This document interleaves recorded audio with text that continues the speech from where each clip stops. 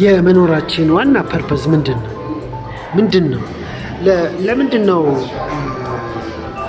ለምንድን ነው እዚች ምድር ላይ ያለ ነው? ለምንድን ነው የምንኖረው? ለምንድን ነው በዚህ ቀን ውስጥ ያለ ነው? ምንድን ነው ዋናው ፐርፐዙ? ኔቸር። እኛስ ከዛ ዋና ፐርፐዝ ጋር ተገናኝተናል? የምንሰራው ለመብላት፣ የምንኖረው የሆነ ነገር ጌጦች ብዙ ለመግዛት፣ የምንጥረው ከኢትዮጵያ ወደ ሌላ የተሻለ ሀገር ውስጥ ለመግባት፣ እሱ ነው ፐርፐዝ። የተሻለ ልብስ ለመግዛት፣ የተሻለ መኪና ለመግዛት፣ የተሻለ ዋሻ ለመግዛት ማለቴ በፊት የዋሻው ሰው ነበርን። አሁን ደግሞ ሌላ ህንፃ ለመግዛት ምንድን ነው የምንኖርበት? ዋናው ፐርፐዛችን ምንድን ነው? አሁን የምንሰራው ስራ ለመቀየር ኦኬ፣ እሱ ትልቅ ፐርፐዝ ነው የላይፍ። በኔቸር ውስጥ ካለመኖር ወደ መኖር የተሸጋገርኩበት ነገር እሱ ሊሆን ይችላል። በሚበላ ሰው ባለው እና በሌለው መሀል ላይ ከፐርፐዝ አንጻር ልዩነት አለ።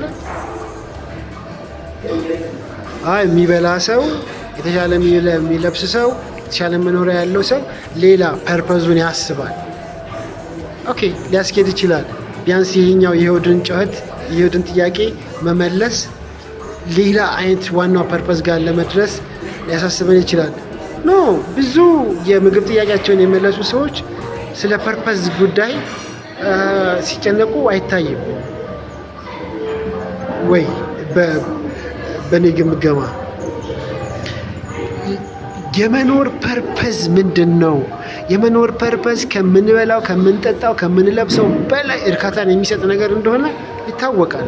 ወይም ፐርፐዛቸውን ያገኙ ሰዎች ይህን ሲናገሩ ይደመጣል።